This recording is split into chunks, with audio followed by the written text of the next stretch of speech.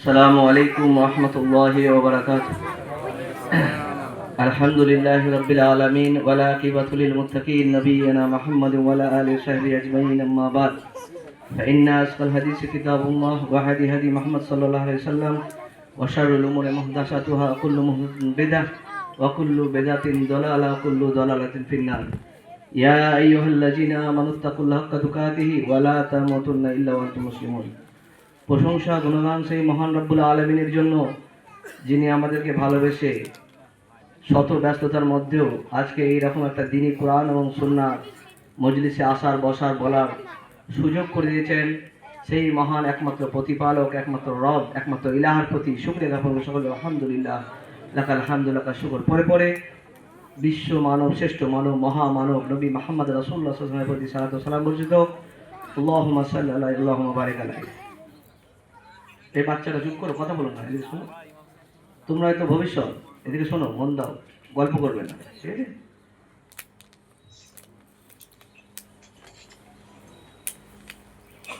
সম্মানীয় উপস্থিতি কেরাম, আজকের আমাদের যে মাহফিল, যে মাজমা অনুষ্ঠিত হচ্ছে দায়ীদেরকে নিয়ে, কিসের জন্য?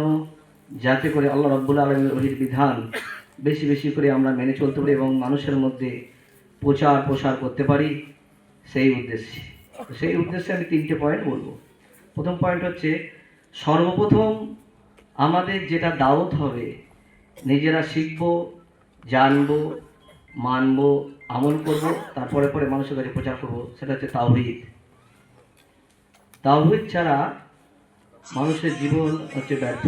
আপনার জীবনের সফলতার চূড়ান্ত চাবিকাঠি হচ্ছে তাওহীদ। একটা মানুষ তার সর্বশেষ চূড়ান্ত এবং সঠিক পথের দিশে তখনই হবে সে যদি তাওহীদকে বুঝতে পারে। তাওহীদ কি জিনিস? তাওহীদ হলো 3টে জিনিস নিয়ে তাওহীদ হয়। একটা হচ্ছে আল্লাহকে রব হিসেবে মানা। 2 নম্বর, একমাত্র তারই জন্য ইবাদত করা, সমস্ত ইবাদত একমাত্র তারই জন্য, আল্লাহর জন্য। 3 নম্বর, এটা কি চলছে বন্ধ করেন, কার মোবাইল বাজছে?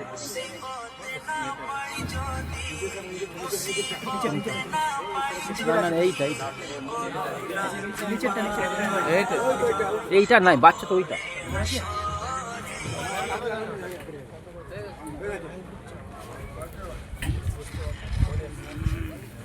বন্ধ হয়ে গেছে, মানে ফোন করছি। তাহলে 1 নম্বর, মনোযোগ দিয়ে শুনবেন। দেখেন, শ্রোতা যারা আমরা শ্রোতা, তাদের 5টা গুণ থাকা দরকার। 1 নম্বর হচ্ছে মনোযোগী শ্রোতা হতে হবে, ভালো করে শুনতে হবে, তারপরে সেটাকে নিজের মেমোরাইজ করতে হবে, সেটাকে মনে রাখতে হবে, স্টোরেজ করতে হবে। 4 নম্বর, সেটা আমল করতে হবে। 5 নম্বর, আমল করার পর অপর ভাইয়ের কাছে পৌঁছে দিতে হবে। এটা একটা শ্রোতা যারা আমরা হব, তাদের এটা হচ্ছে 5টা গুণ থাকা দরকার। এটা নবী সাল্লাল্লাহু আলাইহি ওয়াসাল্লাম বলেছেন। আল্লাহ রাব্বুল আলামিন সকলকে এই গুণে গুণান্বিত হওয়ার তৌফিক দান করুন, সাল্লাল্লাহু আমিন। সম্মানিত উপস্থিতি, তাওহীদ যেটা বলছিলাম, প্রথম হচ্ছে আল্লাহকে রব হিসেবে মানা। 2 নম্বর হচ্ছে শুধুমাত্র যাবতীয় যা ইবাদত আছে একমাত্র আল্লাহর জন্য। একটা সিজদা করব, সেটা একমাত্র আল্লাহর জন্যই করব। তো এটা হচ্ছে তাওহীদের 2 নম্বর। আর 3 নম্বর হচ্ছে যে আল্লাহ রাব্বুল আলামিন যে আসমা ও সিফাত, যত নাম গুণাবলী আছে, সেগুলো একমাত্র আল্লাহর জন্যই সাব্যস্ত করা। এই 3টে জিনিস একত্রিত করা হয় তাওহীদ। এবার তাওহীদের 3টে ভাগ আছে। তাওহীদের 3টে ভাগ হচ্ছে তাওহীদুর রুবুবিয়াত, তাওহীদুল উলুহিয়াত, তাওহীদ আসমা ও সিফাত। তাওহীদুল রুবুবিয়াত মানে তাওহীদুর রুবুবিয়াতকে জানতে গেলেও তারও 3টে পয়েন্ট আছে। তাওহীদুর রুবুবিয়াত 3টে জিনিস নিয়ে হয়। আল্লাহ খালেক, আল্লাহ মালিক, আল্লাহ মুদাব্বির। আল্লাহ খালেক মানে আল্লাহ সৃষ্টিকর্তা, আল্লাহ মালিক মানে আসমান এবং জমিনের মালিক, আর আল্লাহ মুদাব্বির, আল্লাহ পরিচালক, মহাপরিচালক। আসমান জমিনের পরিচালক কে? আল্লাহ রাব্বুল আলামিন। তাহলে 3টে জিনিস নিয়ে হয় তাওহীদুর রুবুবিয়াত। তাওহীদুল উলুহিয়াত হয় 3টে জিনিস নিয়ে। তাওহীদুল উলুহিয়াত হয় 3টে জিনিস নিয়ে। তাওহীদ ইবাদত যেটাকে বলা হচ্ছে, যে আপনার যত আল্লাহ সন্তুষ্টির জন্য, একমাত্র আল্লাহর জন্য যাবতীয় যা ইবাদত আছে, এগুলো হয় আপনার অন্তরে হবে, না হয় মুখ দিয়ে হবে, না হয় শরীরের অঙ্গ প্রত্যঙ্গ দিয়ে হবে। 3টে জিনিস দিয়ে হবে। অন্তরে আমরা কি করি? আল্লাহকে ভয় করি, আল্লাহর প্রতি ভরসা করি না? মুখ দিয়ে আল্লাহর জিকির করি, কোরআন তেলাওয়াত করি, আর শরীর অঙ্গ প্রত্যঙ্গ দিয়ে আমরা সালাত আদায় করি, আমরা হজে যাই, সাফা মারওয়া সাই করি, তওয়াফ করি, আমরা অনেক দূরে দূরে ছুটে ছুটে গিয়ে দান করে দিয়ে আসি, মেহনত করি, শরীর অঙ্গ প্রত্যঙ্গ, তিনটে জিনিস নেওয়া হয়। তাওহীদে আসমাউল সিফাত হয় তারও তিনটে, তিন তিনকে নয়, ভালো করে মনে রাখবেন, তিনে তিনে যাচ্ছি আছে। তাওহীদে আসমাউল সিফাত তিনটে। এক নম্বর, যে আল্লাহ রাব্বুল আলামিনের যে আসমা এবং সিফাত যে গুণগুলো আছে, এগুলো একমাত্র আল্লাহর জন্যই সাব্যস্ত করা, অন্য কারোর জন্য নয়। দুই নম্বর, এই গুণাবলী পৃথিবীর সৃষ্টি জগতের সাথে সমতুল্য করা যাবে না, কারোর সাথে মেশানো যাবে না। আল্লাহর যে গুণগুণ আছে কোনো সৃষ্টি জগতের সাথে মেশানো যাবে না। তিন নম্বর, আল্লাহর গুণাবলীর ধরন, করণ, প্যাটার্ন আপনি খুঁজতে যাবেন না। তিনি তার মতো, তাকে কেউ দেখিনি, আমরা কাউকে দেখেছি আল্লাহকে? দেখিনি। এটা হচ্ছে তাওহীদের সংক্ষিপ্ত পরিচয়। এইবার দুই নম্বর যেটা পয়েন্ট হচ্ছে যে দাওয়াত। আমরা দাওয়াত কিভাবে দেবো? দাওয়াত দেওয়ার পদ্ধতি, উত্তম পদ্ধতি। আল্লাহ নবী মুহাম্মদ রাসূলুল্লাহ সাল্লাল্লাহু আলাইহি সাল্লাম হেরাক্লিয়াসকে চিঠি লিখছেন। চিঠির ধরনটা খালি দেখেন যে তিনি একটা দাওয়াতের পদ্ধতি কেমন হবে। আমাদের সর্বোত্তম দাওয়াত হবে ব্যক্তিত্ব, ব্যক্তিত্ব দিয়ে। আমরা আজকে দাওয়াত দিই, শুধু মৌখিক দাওয়াত দিই, মৌখিক দাওয়াত। এটা আসল দাওয়াত নয়। আসল দাওয়াত হবে আমাদের ব্যক্তিত্ব দিয়ে। একটা মানুষ আমার কাছে বসলো, 5 মিনিট তার সাথে আমি কথাবার্তা বললাম, 10 মিনিট তার সাথে সময় কাটালাম, সে আমার কথায়, আমার ব্যবহারে আকৃষ্ট হবে, প্রভাবিত হবে, এফেক্টেড হবে। তাহলে সে বুঝবে যে এত সুন্দর নৈতিক চরিত্র, এত সুন্দর ব্যবহার, এত সুন্দর আখলাক কোথা থেকে পেয়েছে? ইসলাম দিয়েছে। কে দিয়েছে? ইসলাম দিয়েছে। তাহলে আসল দাওয়াত হবে ব্যক্তিত্ব দিয়ে, মৌখিক দিয়ে না। তো এই জন্যই মুহাম্মদ সাল্লাল্লাহু আলাইহি ওয়াসাল্লাম চিঠি লিখছেন হেরাক্লিয়াসকে, যে ইয়া আজিজুর রোম। কত সুন্দর কথা। তিনি তো লিখতে পারতেন ইয়া আইয়ুহাল কাফির, হে কাফের, আসলাম আসলিম তাসলিম, তুমি ইসলাম গ্রহণ করো, শান্তি পাবে, এভাবে লিখতে পারতেন। তারা লিখে তিনি সর্বোচ্চ সম্মান, সর্বোচ্চ মর্যাদা দিয়ে তিনি একটা চিঠি লিখতেন। আপনার আমার দাওয়াত কেউ, এ কাফের, এ বেদাতি, এদিকে এসো, আহলাদি সব, এই ভাই বেনামাজি, এদিকে আসো। আমাদের এই ধরনের আখলাক ব্যবহার, এগুলো না। সর্বোচ্চ সম্মাননা, সুন্দর আখলাক ব্যবহার মুহাম্মদ সাল্লাল্লাহু আলাইহি সাল্লাম দিয়ে দাওয়াতের কাজ করেছেন। সেই নবী মুহাম্মদ রাসূলুল্লাহ সাল্লাল্লাহু আলাইহি ওয়াসাল্লামের যে পদ্ধতি ছিল, যে ধরন পালন প্যাটার্ন যেগুলো ছিল, যে সেইগুলো করতে হবে আমাদের। আল্লাহ নবী সাল্লাল্লাহু আলাইহি ওয়াসাল্লাম কি ওমর রাদিয়াল্লাহু আনহু ইসলাম গ্রহণের পূর্বে কত খারাপ বাক্য ব্যবহার করেছেন, কত খারাপ আচরণ করেছেন, কিন্তু মুহাম্মদ সাল্লাল্লাহু আলাইহি ওয়াসাল্লাম কি তার সাথে খারাপ ব্যবহার করেছেন?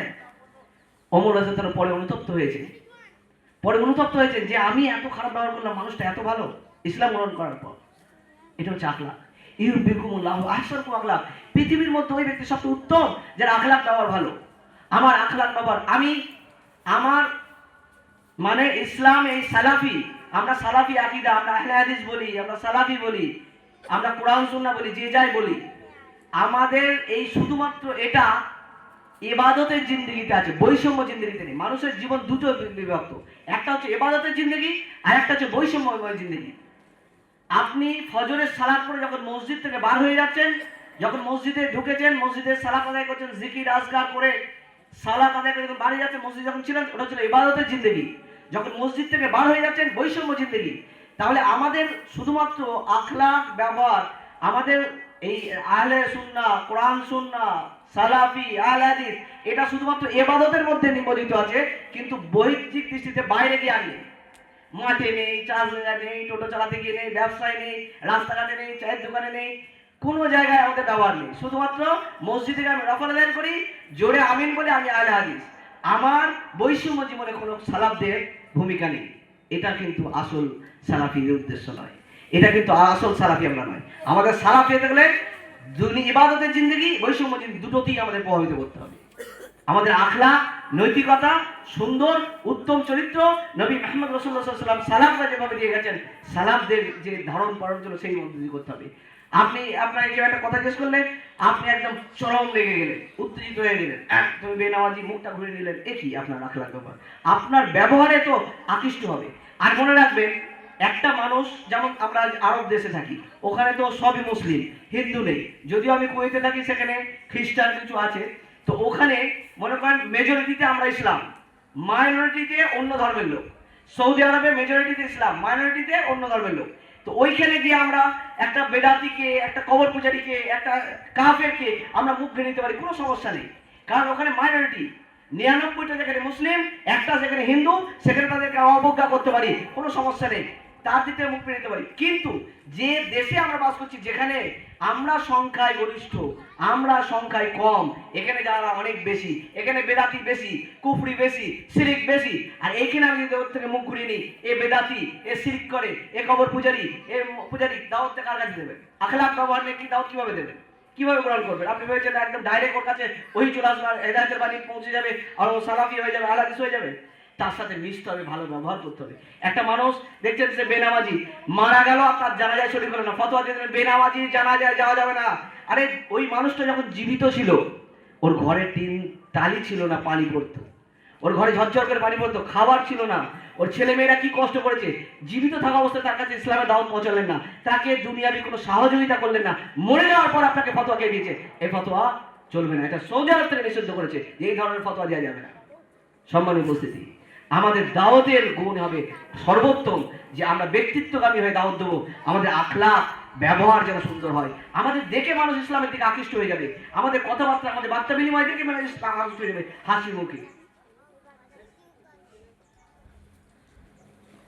তারপরে মানুষ ইসলামের দিকে, তারপরে আপনার দাওয়াত দেবেন যে কোনো মানুষকে, আপনি তার প্রয়োজন মিটিয়ে দেবেন। একটা ভাই বেনামাজি, সে মুশরিক, তার গায়ে মাথায় হাত বুলাবেন, তার সাথে দুদিন মিশবেন, সুন্দর ব্যবহার করবেন, তার কি সমস্যা আছে সেগুলো একটু সমস্যার সহযোগিতা করবেন, করার পর তাকে দোষটা দেন, দেখেন কাজ হবে, তারপরে দেখবেন তাকে কাজ হবে, সে আপনার দিকে আকৃষ্ট হবে। তা না করে তার দিকে মুখ ঘুরলেন, তাকে ঘৃণা করলেন, আর দূর থেকে বলে গেলেন তুমি বেনামাজি, তুমি কাফের, তোমার সাথে মেশা যাবে না, তোমাকে সালাম দেওয়া যাবে না, তোমার জবাবকে গোস্ত খাওয়া যাবে না, ফতোয়া দিতে থাকলেন, সে জিন্দেগি কোশ্চিন কালেও আসবে না। তার সাথে মিশতে হবে, সুন্দর আখলাক ব্যবহার দিয়ে তার সাথে মিশে তাকে সহযোগিতা করে আস্তে আস্তে ইসলামের দিকে তাকে দাওয়াত দিতে হবে। এইটা হচ্ছে আসল দাওয়াতের পদ্ধতি। তো আল্লাহর প্রতি দোয়া করেন, আল্লাহ রাব্বুল আমাদের সকলকে, যে আমরা দাওয়াতের যারা প্ল্যাটফর্মের ময়দানে কাজ করছি, আমরা আগে নিজেদের আখলাক ব্যবহার, সুন্দর আখলাক ব্যবহার করছি, আখলাক ব্যবহারের দ্বারা, আমার ব্যবহার, আমার কথাবার্তার দ্বারা মানুষ যাতে আকৃষ্ট হয়, এই গুণান্বিত হতে পারি, আল্লাহ সেই তৌফিক দান করুন। সম্মানিত উপস্থিতি, আর সর্বোত্তম মনে রাখবেন যে দাওয়াত দেওয়ার জন্য যেটা অস্ত্র আমাদের কাছে, এখানে যদি ডক্টর জাকির নায়েক হয়, আমরা তো এমনি আবেগপ্রবণী মানুষ, আমরা ব্যক্তিত্বগামীকে পছন্দ করি, নেতৃত্বগামীকে পছন্দ করি, ব্যক্তিত্বগামী খুব পছন্দ করি। মানে এমন একজন ব্যক্তি আছে, এখানে যদি ডক্টর জাকির নায়েক আসতো, লোকে জায়গা দেওয়া যেত? দিত না। কোথা থেকে মানুষ আসতে জায়গায় হতো না, বিশাল হয়ে যেত, কারণ ব্যক্তিত্বগামী উনি আসবে। অথচ ডক্টর জাকির নায়েক, আব্দুল রাজ্জাক বিন ইউসুফ, মতিয়া রহমান মাদানী, আপনি যত বড় বড় দায়ী আল্লাহ আছে, তারা কথা কি নিজের বাপের কথা বলে, পকেট থেকে কথা বলে? তাদের কথা কি কল আল্লাহ কল রসুল? তাহলে আপনার গ্রামের যে ইমাম আছেন, যিনি খুতবা দিচ্ছেন, তিনি কি কথা বলেন? তিনি কল আল্লাহ কল রসুল সাল্লাল্লাহু আলাইহি ওয়াসাল্লামের কথা বলেন, তাই না? তাহলে কথা তো এক, কিন্তু আমরা ওইটা পছন্দ করি না, কে বলছে দেখি না, মানে কি বলছে দেখি না, কে বলছে, বক্তব্যটা কে দিচ্ছে, সেইখানে আমাদের যেতে হবে। এই জিনিসটা থেকে আমাদের বেরিয়ে আসতে হবে। আমাদের কথা শুনতে হবে, মানতে হবে, বুঝতে হবে, মানতে হবে, এবং তাদের আমল করে অপর ভাইয়ের কাছে পৌঁছে দিতে হবে। সর্বশেষ যে কথা বলে শেষ করবো, এই জন্য বলছিলাম যে একটা ডক্টর জাকির নায়েক, আব্দুল রাজ্জাক বিন ইউসুফ, মতিয়া রহমান মানি যত মানুষকে হেদায়েতের দিকে আনতে পারবে, হেদায়েত দেওয়ার মালিক আল্লাহ রাব্বুল আলামিন, হেদায়েত কারোর হাতে নেই, হেদায়েতের দিকে আহ্বান করতে পারবে এক কোরআন, সারা কোটি কোটি মানুষ, সারা বিশ্বকে হেদায়েতের দিকে জন্য যথেষ্ট। তার মানে এই কোরআন হচ্ছে আমাদের সর্বোত্তম কি, এটা হচ্ছে হাতিয়ার দাওয়াতের জন্য। এই জন্য আমাদের প্রত্যেক দিন যারা দাঁড়িয়ে আছে, আমাদের প্রত্যেক দিন কোরআনকে পড়তে হবে, বুঝতে হবে, এবং এই দাওয়াতের কাজের জন্য আমাদের কোরআন পড়া এবং বুঝা জরুরি। ইবনুল কাইয়িম রাহিমাহুল্লাহ তিনি তার ফতোয়ায় বলেছেন যে প্রত্যেকটা মুসলিমের জন্য কোরআন বুঝা এবং তার কোরআন পড়া, বুঝা এবং বুঝার জন্য যে জ্ঞানটা, এই জ্ঞানটা অর্জন করা জরুরি। সম্মানিত উপস্থিতি কেরাম, সময় শেষ। আল্লাহ রাব্বুল আলামিনের কাছে দোয়া করে আল্লাহ রাব্বুল আমাদের সকলকে, একত্রিত যারা হয়েছি এবং যারা হতে পারে, তাদের কাছে আমরা এই কথাগুলো এখানে শুনবো, আজকে মূল্যবান কথা শুনবো, সেগুলো শুনবো, বুঝবো, মেমোরাইজ করব, নিজের আমল করব এবং অপর ভাইকে পৌঁছে দেবো। এই অঙ্গীকার নিয়ে আমরা এখান থেকে যাবো। আল্লাহ আমাদের সকলকে কবুল করুন, আমিন। আসসালামু আলাইকুম ওয়া রাহমাতুল্লাহি ওয়া বারাকাতুহু।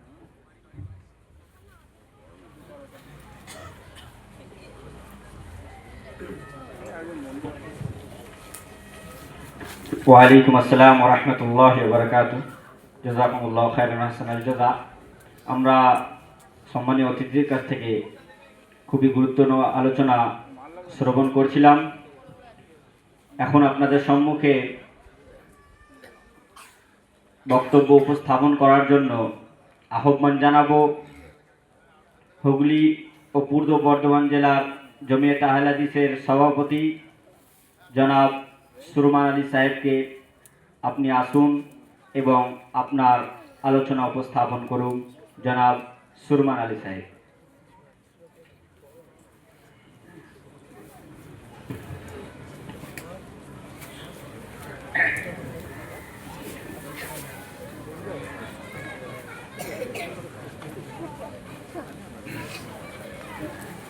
السلام عليكم ورحمة الله وبركاته. الحمد لله نحمده ونصلي على رسوله الكريم أما بعد. أعوذ بالله من الشيطان الرجيم. بسم الله الرحمن الرحيم. ولتكن منكم أمة يدعون إلى الخير ويأمرون بالمعروف وينهون عن المنكر وأولئك هم المفلحون. وقال النبي صلى الله عليه وسلم بلغوا عني ولو آية أو كما قال عليه الصلاة والسلام. যাবতীয় প্রশংসা মহান আল্লাহ সুবহানাহু ওয়া তাআলার জন্যই, যিনি বিভিন্ন জায়গা থেকে একই উদ্দেশ্যে আজকে কেন্না ঈদগাহ ময়দানে আমরা হাজির হয়েছি আল্লাহর দয়ায়। এই জন্যে শুকরিয়া স্বরূপ বলি আলহামদুলিল্লাহ। তারপরে অগণিত দরুদ বর্ষিত হোক নবী মোহাম্মদ সাল্লাল্লাহু আলাইহি ওয়াসাল্লামের প্রতি। আল্লাহু আমিন, আল্লাহুম্মা সাল্লি আলাইহি, আল্লাহুম্মা বারিক আলাইহি। সর্বপ্রথম আমরা যারা বসে আছি এই স্টেজের উপর থেকে নিয়ে নিচে পর্যন্ত মনে হয় আমরা বিভিন্ন জায়গা থেকে যারা মেহমান, এই মেহমানগুলোই মনে হচ্ছে বেশি বসে আছি। গ্রামের মেজমান যারা আছেন আর কি, এনারা মনে হয় খুব কম আছে নাকি? কিরম মনে হচ্ছে? আমি তো মুখগুলো দেখতে পাচ্ছি একেবারে সুদূর সে একবারে হুগলির পূর্ব প্রান্ত থেকে নাকি বর্ধমানেরও পূর্ব প্রান্ত, এক হুগলির পূর্ব আর বর্ধমানের দিকেও পূর্ব। এই মাঝে ডানে বামে আমার জমাতের সাথীরা অধিকাংশ নাকি। আর আমরা যে জায়গায় এসেছি আর কি, এখানকার মানুষদের সংখ্যা খুব কম নাকি। তার মানে আমাদের ওই সমাজের একটা কথা আছে প্রচলিত যে আমরা মনে হয় সেই বরযাত্রী হয়েছি নাকি বলেন। তাহলে খাতিরটা খুব ভালোই হবে বুঝলেন, বরযাত্রী যখন নাকি। এটা খুব একটা ভালো না। যে জায়গায় একটা দিন নিয়ে আলোচনা হচ্ছে, গুরুত্বপূর্ণ একটা সভা হচ্ছে, যদি আমি ওই জায়গার মানুষ হয়ে থাকি, সময় থাকা সত্ত্বেও যদি হাজির না হয়, আমার উপমা হচ্ছে সবাই জান্নাতে যাবে আর আমি জান্নাতে যেতে পারলাম না। আমার মনে হয় আমার থেকে বোকা মানুষ আর কেউ নাই। কি মনে হয়? আমরা নিজেকে মুবাল্লিগ, জামাতের সাথী, দিনের দায়ী হিসাবে আত্মপ্রকাশ করছি, প্রচার করছি। আমার কথা শুনে, আপনার কথা শুনে অনেক মানুষ ভালো হয়ে গেল, অনেক মানুষ দিন পেয়ে গেল, অনেক মানুষ শিরক থেকে সরে এলো, অনেক মানুষ বিদআত থেকে সরে এলো, অনেক মানুষ সহিহ সুন্নাহর মধ্যে চলে এলো।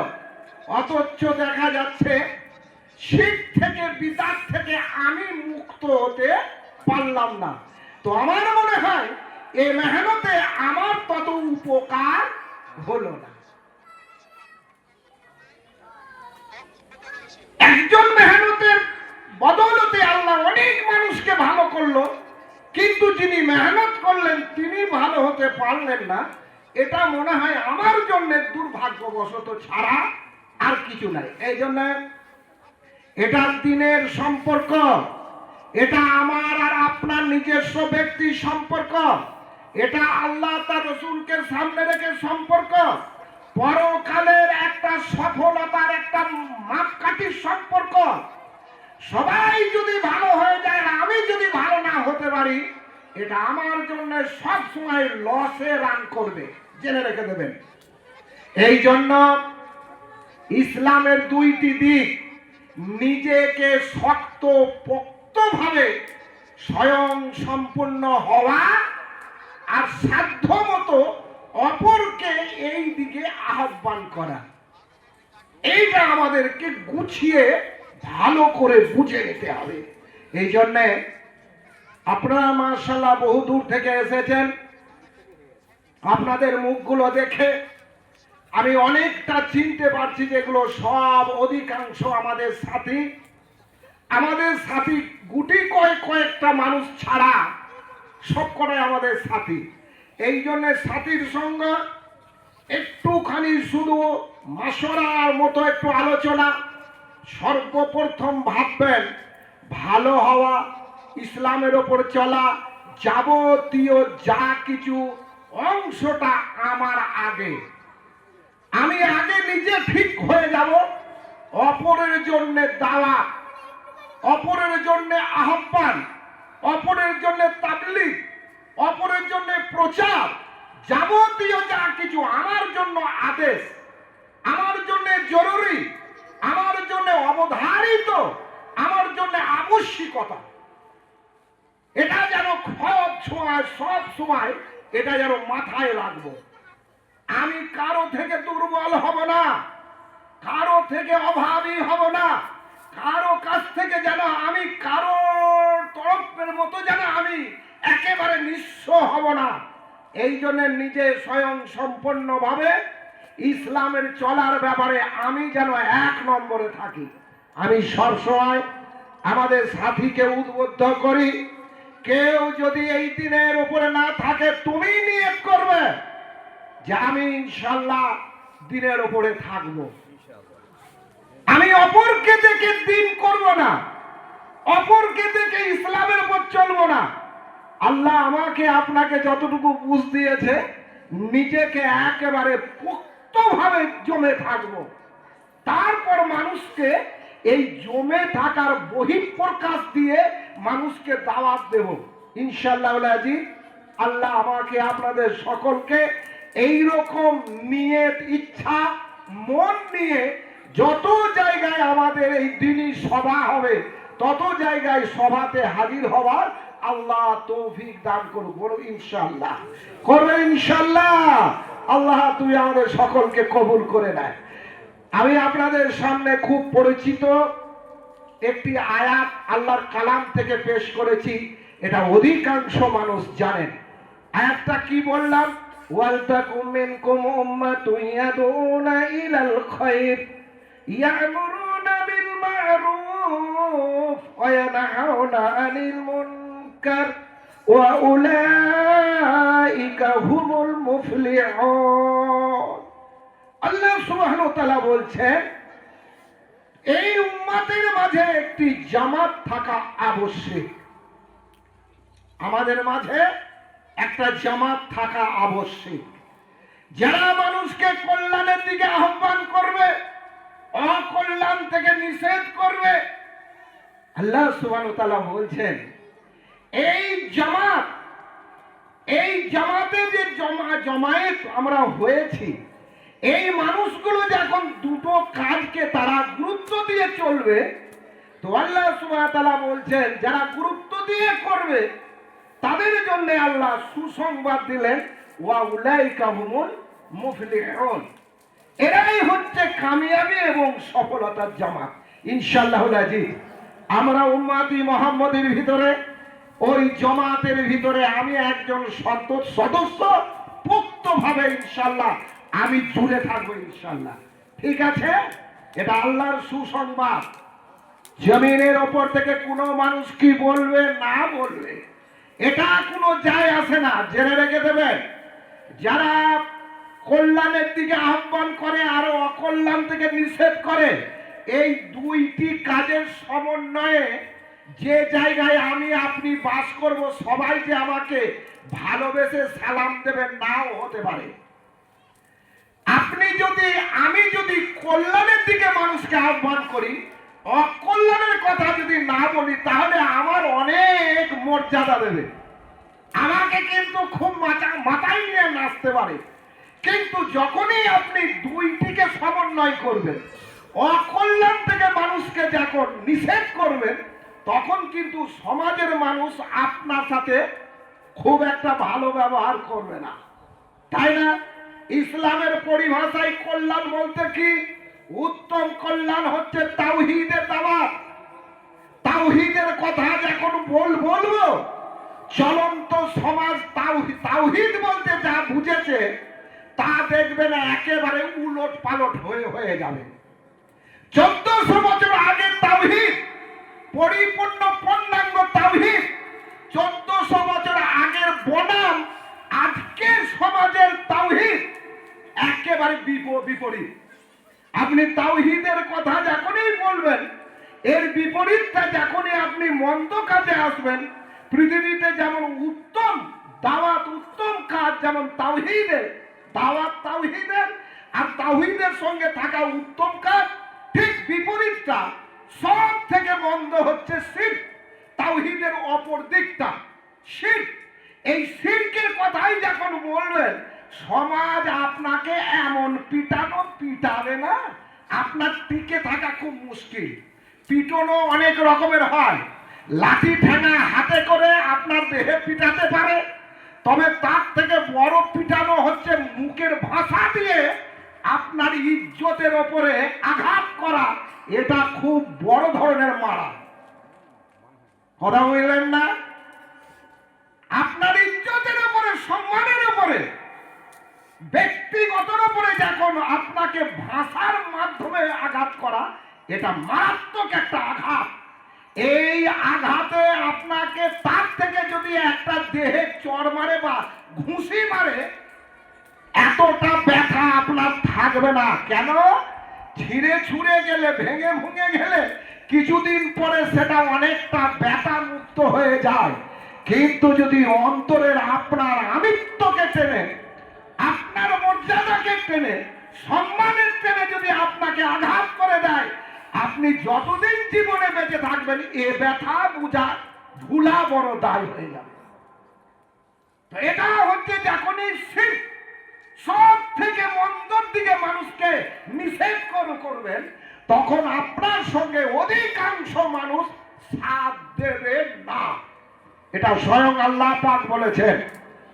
আল্লাহ পাক বলেছেন, ওয়ামা ইউমিনু আকসারুহুম বিল্লাহি ইল্লা ওয়া হুম মুশরিকুন।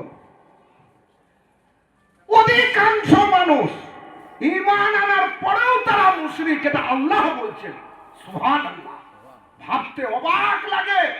স্রষ্টা বলছেন, কি আশ্চর্য কথা। এই জন্যে আমরা নিজেরা খুব শক্ত বা পোক্ত হব, এই জমাতের মধ্যে লেগে থাকব। সমাজের দিক থেকে কি বললো না বললো, কি বললো না বললো, এটা আমার দেখে কোনো কি ওই দিকে তাকাবো না।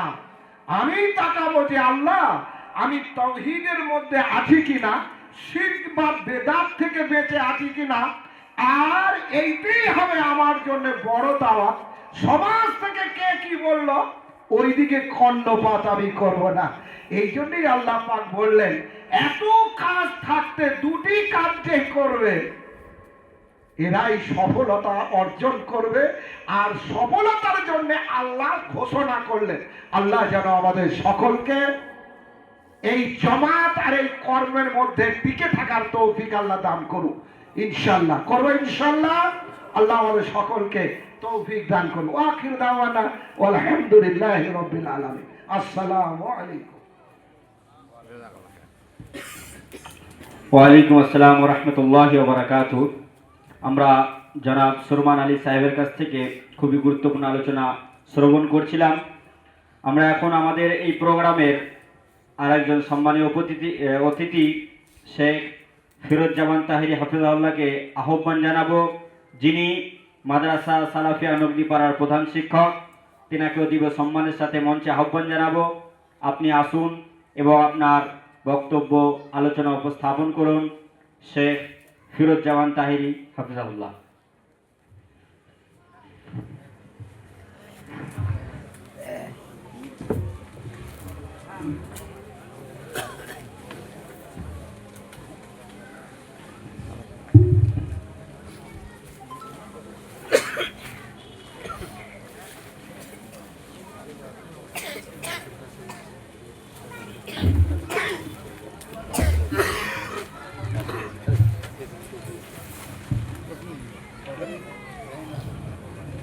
সবচেয়ে খবর পাই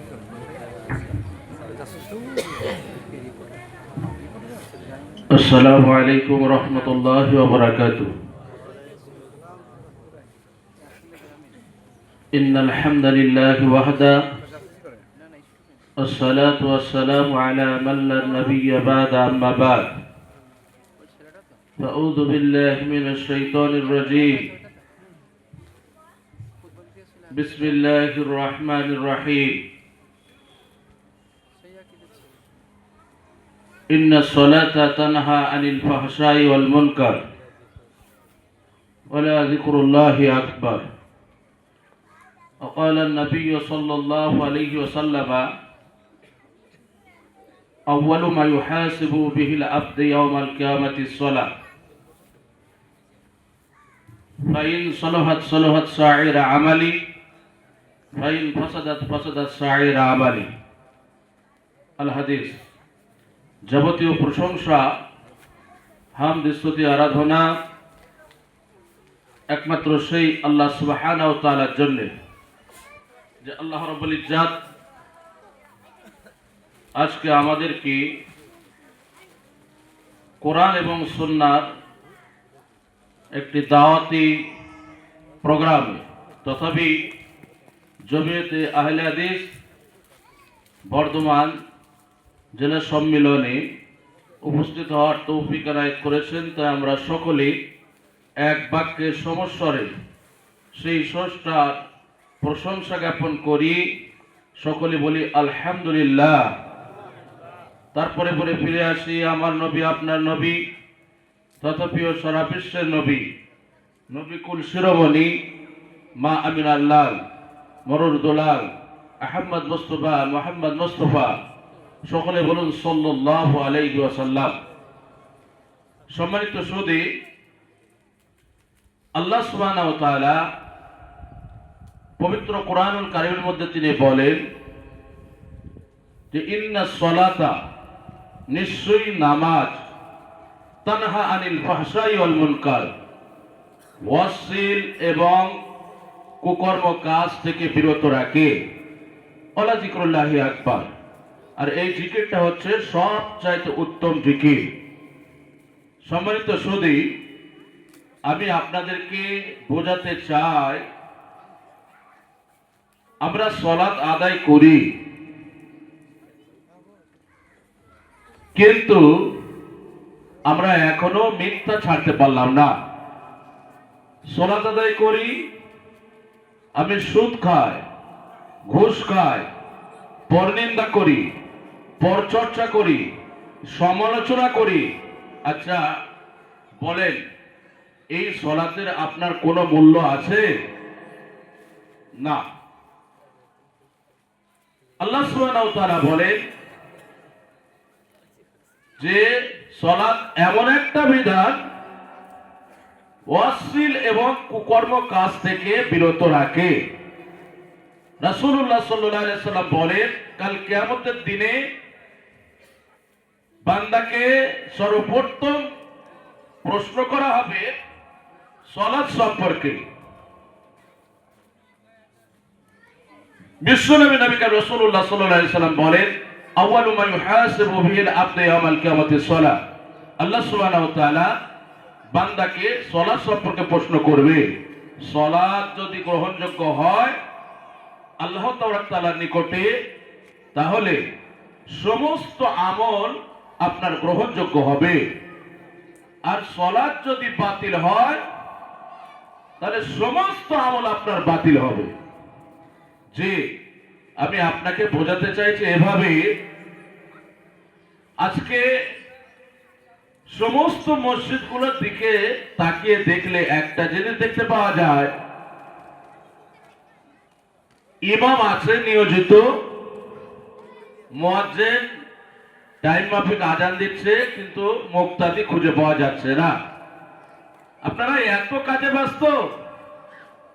আল্লাহ সুবহানাহু ওয়া তাআলা বলেন যে কাল কিয়ামতের দিনে বান্দাকে সর্বপ্রথম সালাত সম্পর্কে প্রশ্ন করা হবে। আপনি কি জবাব দেবেন বলেন?